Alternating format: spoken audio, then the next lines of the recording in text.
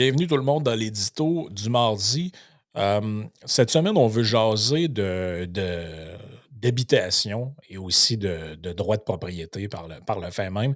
Parce que, bon, les gens le savent, là, il y a eu je ne sais pas si on peut appeler ça techniquement une bulle immobilière, là, mais bref, il y a une explosion des coûts des maisons au Canada, dans à peu près toutes les provinces.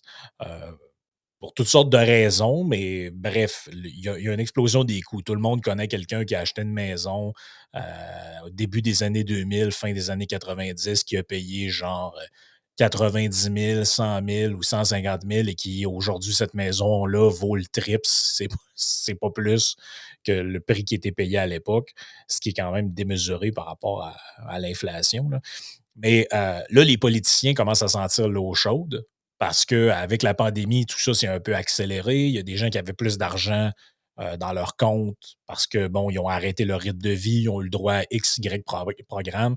Ça a comme un peu boosté ce phénomène-là parce que là, il y avait de la surenchère sur des maisons. Je le sais que j'ai moi-même acheté une propriété pendant cette période-là et c'était l'enfer, là. Tu visitais des maisons, il y avait 14, 15 offres d'achat dessus déjà.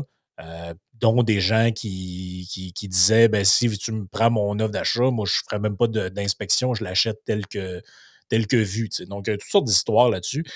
Et là, c'est comme avec l'inflation, en fait, ces deux sujets connexes, c'est qu'on cherche des boucs émissaires.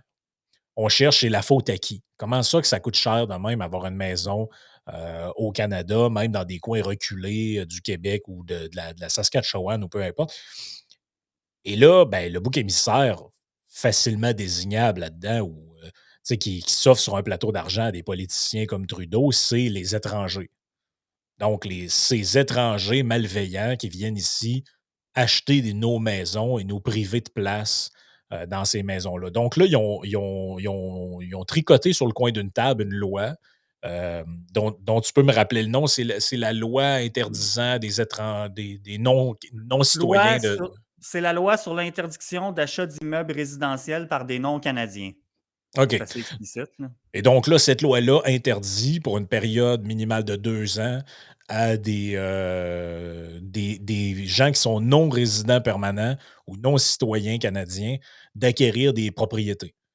Ouais. Et là, ça fait un peu suite de mémoire c'était pas la Colombie-Britannique qui avait adopté un truc du genre il y a quelques années, soi-disant parce que là, il y avait des Chinois qui achetaient des maisons, sur l'île de Vancouver, puis ça avait fait exploser le prix, puis, bref, en fait, ce que ça avait fait, ce truc-là, c'est que ça avait comme déplacé le problème ailleurs dans le Canada. On avait vu que les gens qui faisaient ça, ben là, s'en allaient vers l'Ontario puis vers le Québec. Mais je sais que tu voulais revenir un peu sur, parce que Vincent Gelozo a écrit sur cette, Mhm. sur cette problématique-là un article. Puis tu me disais que tu avais quelques points à rajouter là-dedans, puis on s'en est parlé en privé, là.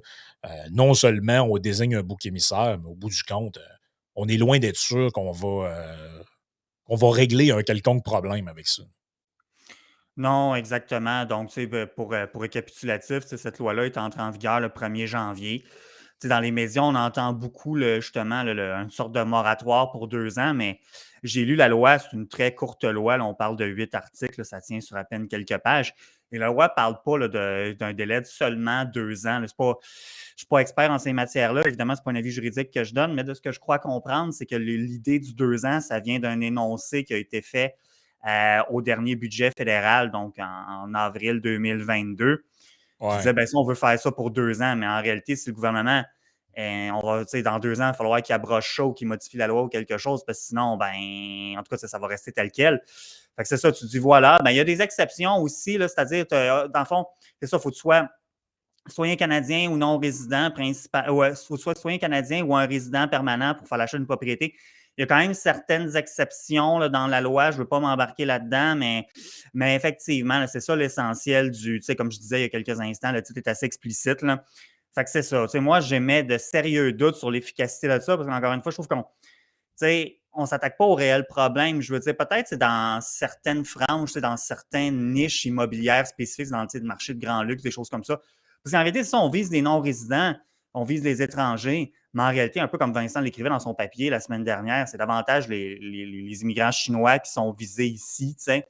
Fait que là, tu dis, bon, ben, Mais j'ai plus les chiffres en tête, mais je sais que dans une ville comme Montréal, quoi que ce soit, il y a des associations d'ailleurs immobilières qui sont sorties un peu avant la fin de l'année qui disaient que la proportion d'achats par des non-résidents, des gens qui ne sont pas citoyens canadiens, somme toute, même dans une ville comme Montréal, c'est des pourcentages qui sont très faibles.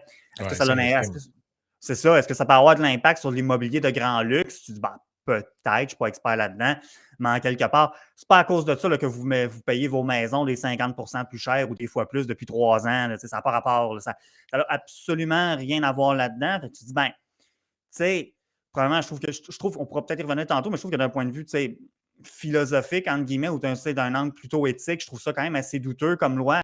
Mais c'est parce que tu te dis, quel effet ça va avoir? Moi, je pense qu'on ne s'attaque pas aux vraies sources du problème.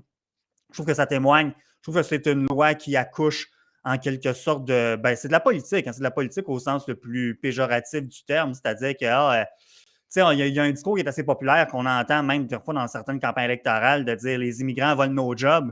Ben là, maintenant, c'est à cause des immigrants que nos maisons coûtent trop cher. Fait que tu te dis, bon, fait que là, on joue là-dedans, puis ça vient flatter aussi, un peu comme vous avez parlé précédemment, quand vous avez parlé des 25 billets là, par rapport à la gestion pandémique. Ben là, c'est parce que si c'est un billet qui est très présent dans toutes nos sphères d'activité, c'est le billet d'action. Finalement, les politiciens, ils ont l'air à faire de quoi? C'est comme, ah, ben, inquiétez-vous pas, les gens, inquiétez-vous pas, là, grâce à notre loi, là, vos maisons, ils seront plus trop chers, vont arrêter d'augmenter, puis peut-être même qu'ils vont baisser un peu. Puis ça, c'est parce que justement, il n'y aura plus des étrangers qui vont faire de la surenchère. Tu dis, mais ça ne sera pas là. Surtout même que j'ai eu l'occasion de jaser récemment avec quelqu'un qui s'y connaît par rapport à la fiscalité, par rapport à nos lois, ces choses-là. Puis sans rentrer dans les détails, disons que, tu sais, je peux imaginer quelques façons, en toute légalité, de comme, tu sais, en toute légalité, de comme, si quelqu'un est vraiment motivé à faire l'achat d'une maison, c'est qui vient de l'étranger, ben, il va trouver une façon d'y arriver éventuellement. Ce ne sera peut-être pas lui officiellement le propriétaire maintenant, mais il y a des mécanismes qui seraient possibles, puis je ne veux pas évidemment embarquer là-dedans, mais il y aurait un moyen de constituer des mécanismes ou des planifications qui permettraient à cette personne-là d'atteindre son objectif là, éventuellement sans trop de problèmes. Là. Fait que tu te dis, bon, est-ce que cette loi-là va atteindre son objectif? Ben, l'objectif étant lequel? Que l'immobilier ralentisse, voire qu'il baisse un peu. En tout cas, moi, je n'y crois pas du tout. Puis même un peu, comme je viens d'exposer, de dire, ben, est-ce que ça va réellement empêcher tant que ça des immigrants, des gens issus de l'immigration de faire de l'achat des propriétés au pays? Ben, oui et non. C'est parce que peut-être que oui, comme on a vu pendant le temps des fêtes, il y avait cette histoire d'une enseignante là, d'origine française qui voulait s'acheter une maison, mais là, maintenant, depuis la loi qui vient d'entrer en vigueur, ben là, elle est bloquée ici. C'est une personne qui contribue quand même à la société. On sait qu'il y a une pénurie d'enseignants et tout. Là, elle est mal prise, la madame. Finalement, elle ne peut pas le faire. Mais quelqu'un qui viendrait vraiment, c'est davantage ça qu'on vise. Hein, des gens qui ont du grand capital, qui peuvent venir de la Chine ou d'autres pays qu'on aime plus ou moins. Ben, ces gens-là, c'est parce qu'ils ont les moyens de faire affaire avec des planificateurs dans la légalité, mais qui sont quand même peut-être des stratagèmes ou des planifications qui ne sont pas accessibles à tous ou que tout le monde est au fait, qui vont être Ouais. capables de s'organiser quelque chose pour réussir à ce qu'ils veulent faire Ben, tôt ou tard. Fait que, c'est parce qu'en fait, on se demande là-dedans, c'est qui que le gouvernement vise à protéger. Parce que clairement, les étrangers qui arrivent au Canada là, et qui s'achètent des maisons, c'est pas des gens qui visent des maisons que monsieur, madame, tout le monde vise. Là. Parce qu'en général, les gens qui sont. Imaginez, là, vous partez du Cameroun ou, je ne sais pas, du Brésil, vous immigrez au Québec ou en Ontario. Évidemment que vous n'avez pas d'argent de vous acheter une maison. mhm, Souvent, ces gens-là vivent en appartement, plusieurs dans des appartements. Donc, les gens qui sont visés ici sont les gens qui ont de l'argent et qui mhm. achètent des propriétés de luxe. Moi, c'est ce que je comprends derrière les porte-clauses ou entre les lignes de la loi. Là. Donc, en fait, qui est-ce qu'on vise à protéger par ce truc-là? Les, les poches profondes canadiennes qui sont embêtées parce qu'on vient jouer dans leur marché. T'sais, on laisse croire que c'est en gros c'est pour protéger presque la veuve et l'orphelin, cette affaire-là, mais je veux dire, j'ai aucune raison de croire que tel est le cas. Et écoute, j'ai retrouvé la statistique que tu disais.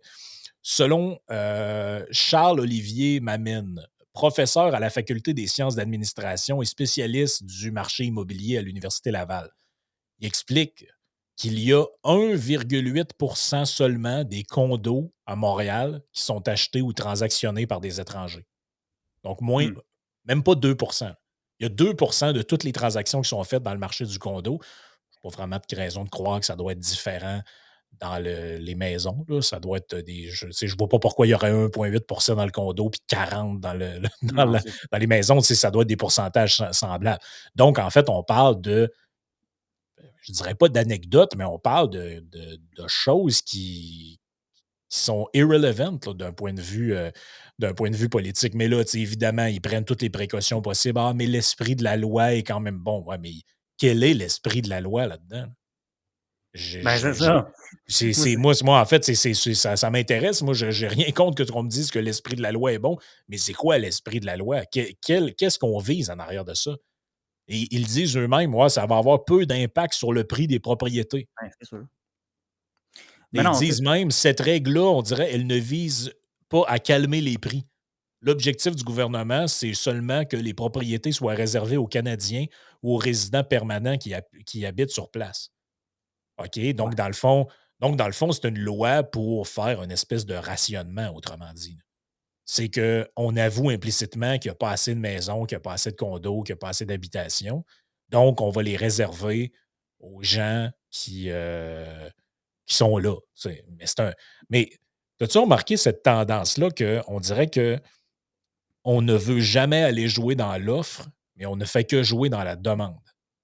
Tu sais, il y a un problème il n'y a pas assez d'électricité, ben partez votre four à 2 heures du matin, puis prenez pas de douche, puis rechargez pas votre voiture électrique. Alors que la solution, c'est s'il manque d'électricité, construire des nouveaux barrages, augmente la productivité en changeant des vieilles turbines ou je ne sais pas quoi, mais augmente la puissance du réseau, augmente l'offre. Le prix est trop cher, il n'y a pas assez de logements, il n'y a pas assez de maisons. Construis des maisons, construis des logements. Ben non, au lieu de ça, ce qu'on va faire, c'est qu'on va rationner, on va empêcher les gens, étrangers d'en acheter. Ouais, mais la prochaine option, c'est quoi? C'est on va empêcher les personnes seules d'acheter des maisons, mettons? Parce que en fait, c'est quoi la logique en arrière de ça? Puis quelles sont, dans le déploiement de cette logique-là, les prochaines étapes? Tu sais, ben, vu qu'il y en a pas assez, on va les réserver aux gens qui ont des grosses familles? Je comprends pas quelle est le. Ouais, ça rappelle certaines expériences, sans faire de mauvaise comparaison, ça rappelle certaines expériences qui se sont vues dans certains pays là, au 20e siècle, de justement, est-ce qu'on va arriver, là, je caricature un peu, mais est-ce qu'on va arriver à dire, ben, vous ne pouvez pas avoir plus que tant de mètres carrés par résident dans votre propriété, puis des affaires, ça a l'air complètement fou, puis je pense pas nécessairement qu'on va arriver là, mais c'est parce que tu dis, des fois, tu regardes aller, tu te dis, my God, ils ont l'air tellement sauté sur la tête que, tu sais, au niveau de l'offre, c'est exactement ça, c'est qu'on ne s'attaque pas à l'offre. C'est ça que je disais un peu plus tôt quand je me disais, ben, je pense qu'on ne s'attaque pas au vrai problème. C'est que, tu sais, c'est que là, on a déjà parlé précédemment, c'est que nos préceptes ou les positions politiques qui sont prises par nos gouvernants finissent par entrer l'une et l'autre en contradiction. C'est-à-dire que c'est ça, on dit, bon, Mhm. on ne veut pas d'étalement urbain. Bon, OK. Mais là, à ce moment-là, ben, là, il faudrait densifier. Là, mais là, on veut densifier en ville. Mais là, en ville, tu veux densifier. Ben là, qu'est-ce qui arrive? Ben là, d'un, déjà, le monde ne s'endure plus. Mais ça, c'est une autre affaire. Là, mais tu dis, bon, là, on ne peut pas construire une tour. Je me rappelle à Québec, à un moment donné, il y avait ils voulaient remplacer une station de gaz par une tour. L'entrepreneur n'était pas décontaminer le terrain, blablabla, toutes des choses qu'on Ouais. aime. Des Là, il ne fallait pas que la églises. tour soit plus haute. Ouais, c'est ça. Il ne fallait pas que la tour soit plus haute que tant d'étages. Fait que là, en partant, tu te limites. C'est ça aussi, c'est une forme de rationnement. Ou encore, j'en avais parlé il y a longtemps aussi. Moi, j'ai déjà vu ça au municipal.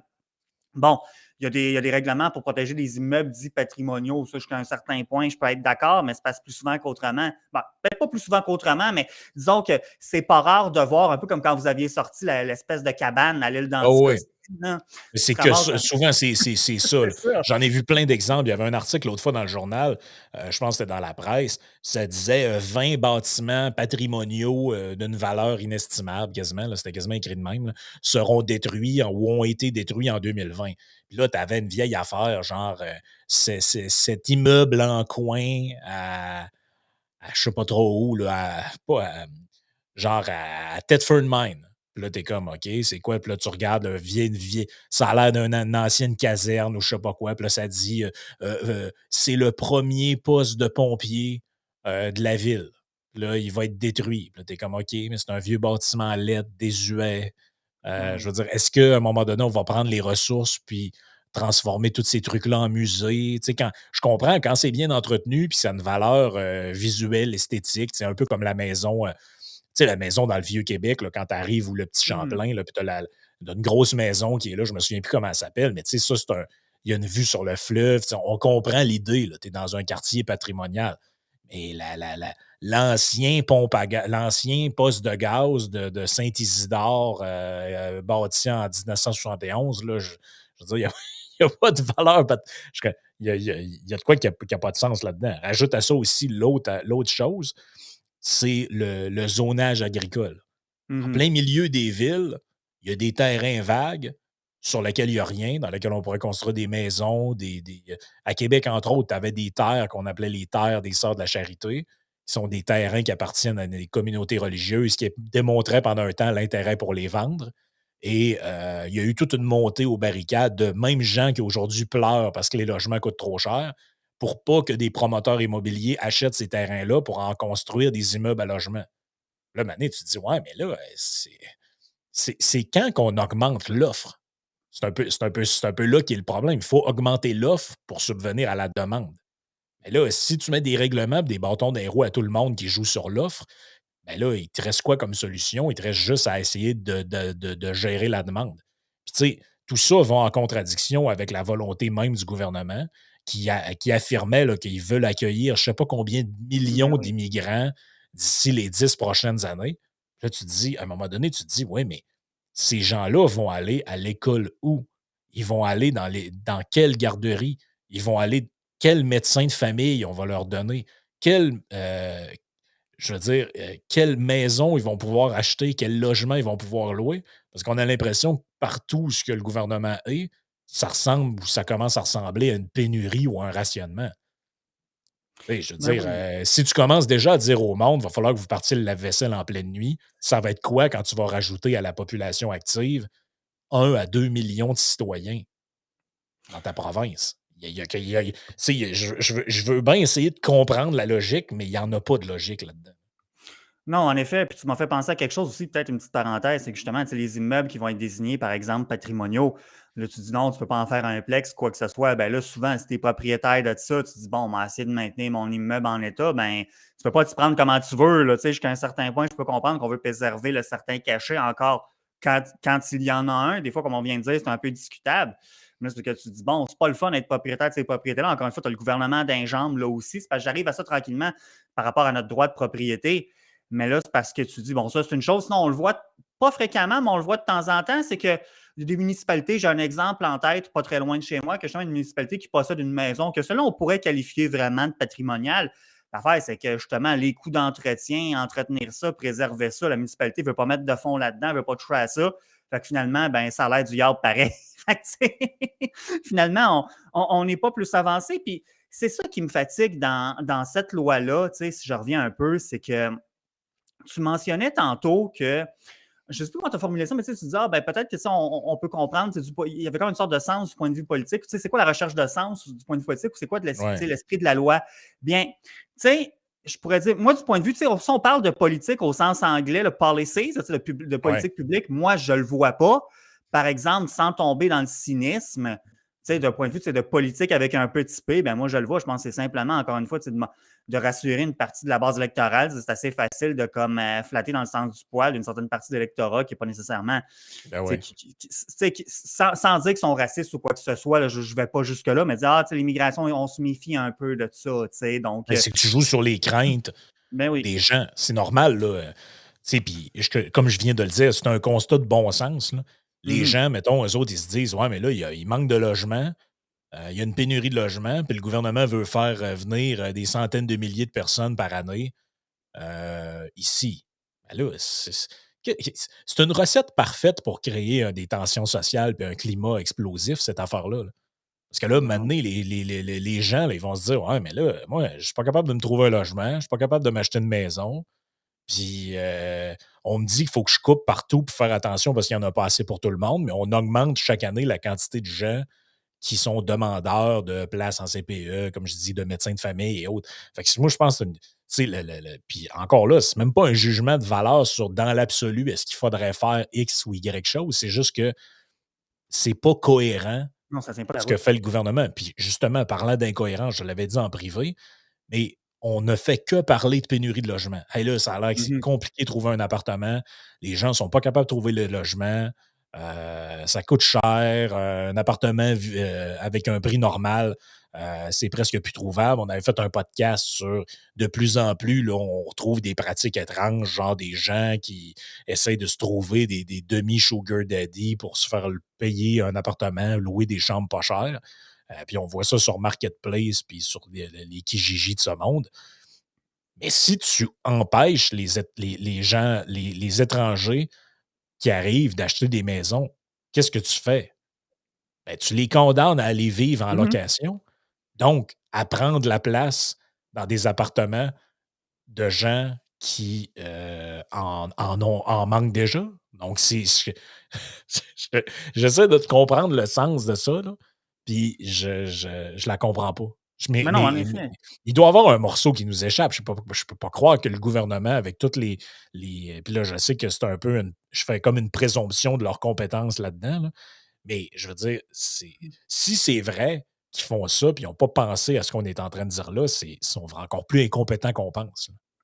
Ah oui, c'est sûr que si c'est le cas, puis moi aussi, je veux pas nécessairement trop présumer de ça, mais tu dis c'est très inquiétant. Parce qu'effectivement, tu sais, l'exemple justement là, qu'on parlait tout à l'heure de la dame qui vient de France, qui est arrivée ici quelques années pour enseigner. Ouais. Tu dis, mais cette dame-là, justement, là, puis c'est pas quelqu'un avec les poches pleines, là, du moins, je pense pas. Là. Mais c'est quelqu'un qui a réussi à avoir un peu d'épargne, à se ramasser du capital, qui pourrait, qui est en location, puis va continuer d'être en location, alors que oui, la pression est forte pour le domaine de la propriété, pour l'achat de maison, choses comme ça, mais elle semble être encore plus grande que le locatif, fait que ça va juste être pire. Fait que non, moi, je comprends pas. Puis tu sais, c'est parce que ça, quand on regarde ça, tu dis, bon, OK, ceux qui vont pouvoir acheter des maisons, ben, c'est-à-dire, il faut que tu sois un citoyen, il faut que tu sois un résident permanent. J'ai dit, comme il y a certaines exceptions, là, tu sais, sans trop rentrer dans les détails, je pense que les gens qui passeraient par Roxane, dépendamment des demandes qu'ils font une fois ici, ça pourrait fonctionner, mais rendu là, ça devient un peu théorique parce que évidemment, si tu passes par Roxane, ben, tu n'es pas dans une situation particulièrement fortunée. Là. Remarque que Ouais, ouais. ça serait quand même le bout. En plus, on viendrait dire à ces gens-là, tu sais, d'un point de vue, je trouve éthique et humanitaire, ça serait weird de dire, tu sais, on va essayer de vous accueillir, mais en même temps, pour une couple d'années, vous êtes limité dans Ben oui, certains de vos ça droits. n'a pas de sens, là. Parce que c'est ça l'affaire, c'est qu'on parle beaucoup, tu sais, jusqu'ici, puis dans les textes, les écrits que j'ai vus, quand cette nouvelle-là est commentée, quelque chose. Ah, puis encore une fois, c'est-à-dire, c'est sous toute réserve là, quand je dis que bon, il y aurait peut-être des exceptions, des gens qui passent par exemple, des choses comme ça, là, que vous comprenez bien. Là. C'est pas un conseil juridique, mais ça, où est-ce que je vais arriver, c'est que où est-ce que je veux arriver, c'est que tu dis, on parle beaucoup du fait que, bon, mettons, on garde ça à sa plus simple expression. Un étranger, pour le moment, il ne peut pas acheter de propriété résidentielle. OK. Sauf que ça, ce que ça implique, puis rendu là, c'est de la tautologie, mais je pense que ça vaut la peine d'insister là-dessus. Ça veut dire que nous, en tant que propriétaires, on ne peut pas vendre notre maison à qui qu'on veut non plus. Tu sais, c'est facile là, quand tu n'es pas confronté à ça, c'est facile de dire ah oh, non, les immigrants, là, c'est vrai, là, regarde, moi j'ai des enfants puis ils ne peuvent pas s'acheter une maison parce que les maisons coûtent trop cher, parce qu'il y a trop d'immigrants qui s'achètent des maisons. Ouais, mais le jour où est-ce qu'un immigrant, on va prendre l'exemple que souvent on a en tête, tu as quelqu'un d'origine chinoise qui vient te voir pour acheter ta maison, puis il est prêt à t'offrir 100 000 de plus que sa juste valeur marchande, puis toi, finalement, tu te rends compte que la loi t'en empêche, tu vas être content? Tu sais, c'est ça, Non, non, là. c'est ça. Ben oui. Ou encore, un peu ce que tu disais avant avec les trucs patrimoniaux. Si vous êtes propriétaire d'un immeuble, c'est ça c'est tout le temps de même qu'il faut réfléchir. C'est pas juste là, ah oui, mais quand ça me concerne pas, qu'est-ce que ça veut dire? C'est aussi quand ça te concerne, qu'est-ce que ça veut dire? Mais tu sais, si demain matin, vous êtes propriétaire d'un vieux poste de gaz quelque part ou de je sais pas trop quoi, puis vous essayez de le vendre parce que vous prenez votre retraite ou vous déménagez ou autre, puis non seulement, écoutez, les étrangers ne peuvent pas l'acheter, mais en plus, les gens d'ici qui voudraient l'acheter, ils savent que, ouais, ben là, si je l'achète, je vais être obligé de le conserver tel quel pour des raisons patrimoniales, ou encore pour X, Y, Z, je ne pourrais pas transformer ça comme je veux à cause d'une régression du zonage. En fait, c'est vous, comme propriétaire des lieux, qui est. Le gouvernement vient limiter vos acheteurs potentiels, donc en fait, il vient jouer dans votre profit là-dedans. Là. C'est vous qui êtes pénalisé là-dedans, pas juste ceux qui achètent. Là. Puis c'est le cas, entre autres, là, pourquoi des fois sur le marché, on voit des maisons ancestrales à vendre qui sont super bien, puis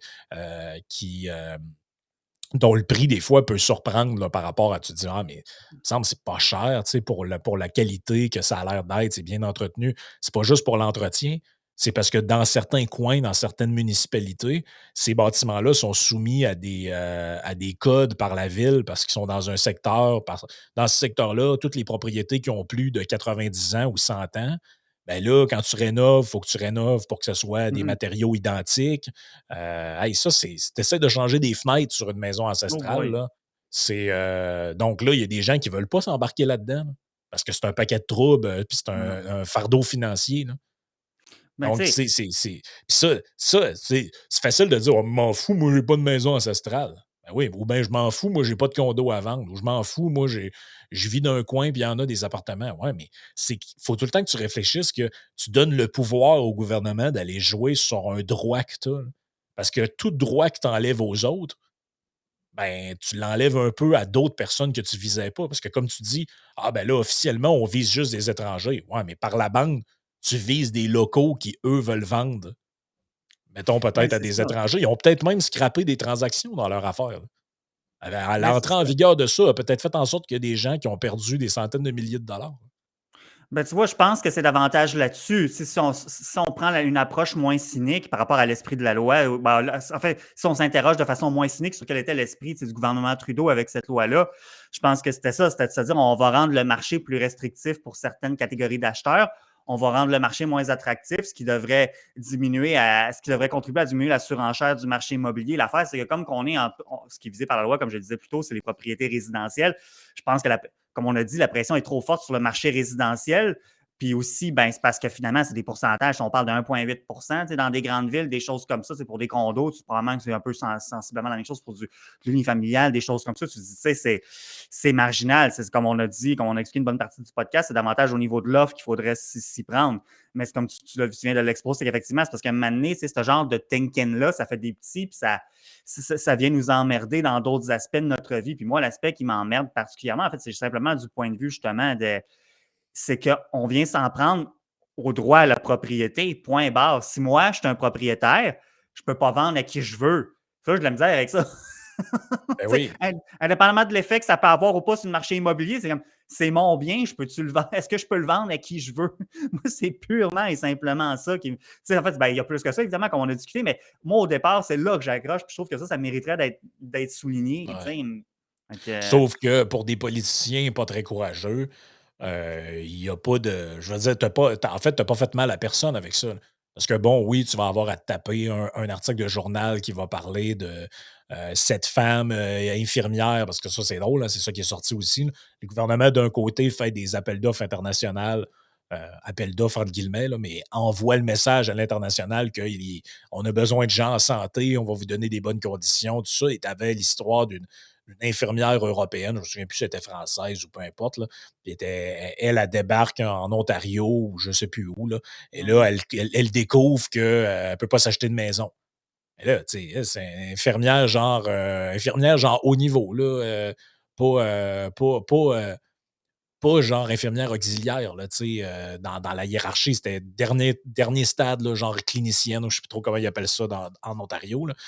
Donc, c'est quand même des bons salaires. Moi, normalement que tu fais du temps supplémentaire ou des contrats XY à droite, à gauche, de transfert d'ambulance ou whatever, tu peux te faire un super bon salaire, donc qui permet assez rapidement d'acquérir une propriété. Ah non, tu es étrangère. Ouais, mais c'est vous qui m'avez dit d'abandonner quasiment ma vie pour venir ici parce que soi-disant vous aviez besoin. Puis la récompense qu'on me donne, c'est que finalement, je suis obligé de me louer un appartement. Je n'ai pas le droit de m'acheter mon propre condo, ma propre maison.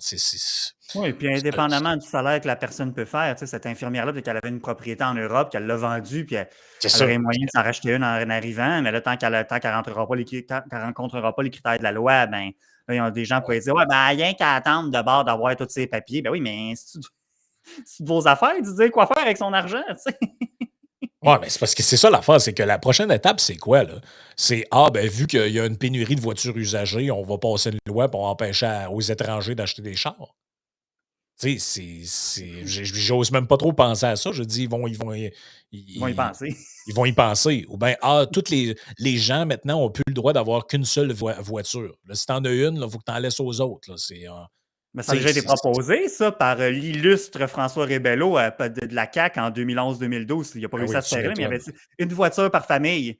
une voiture par famille. Il se présentait dans Outremont, fait que bon, c'est peut-être pas le meilleur marché pour des propositions comme ça, là. Mais en tout cas, non, Ah non, oui. en politique, malheureusement, les idées loufoques des politicos, malheureusement, il peut ne pas y avoir de limite. Fait que, tu sais, même si ça semble improbable, on peut pas nécessairement l'exclure, tu sais. Fait que c'est pour ça que je me dis, Non, c'est ça. demeurons pas, tu sais, sans trop faire un parallèle boiteux, puis toujours revenir par rapport à ce qu'on a vécu pendant la pandémie. T'sais, on a vu des affaires à laquelle on ne s'attendait pas nécessairement pendant la pandémie. Ben, tu sais, il ne faudrait pas justement que les politiciens aient le goût. Autant que des fois, on trouve qu'ils manquent d'initiative, qu'ils manquent d'inspiration, qu'ils manquent d'innovation. C'est peut-être pas si.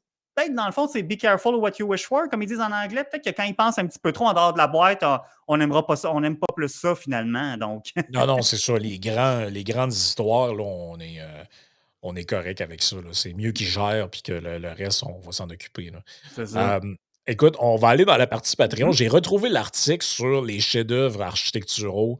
Oh, Euh, donc, il y en a quand même des assez salés là-dedans. Là. Fait que on va les mentionner puis on va les mettre à l'écran dans le Patreon parfait. parce qu'il faut quand même rire un peu. Là. Et tu me disais aussi que tu voulais revenir sur quelque chose d'autre dans l'actualité là, qui me On- sort de la tête. Là. Oui, un bref petit commentaire sur cette chère Dr. Tan. Là. Pas trop mécanisé là-dessus, mais juste un petit commentaire sur cette Ah, chère parfait. Dr. Tan. Parfait. Donc, joignez-vous à nous, patreon.com/isénéchal.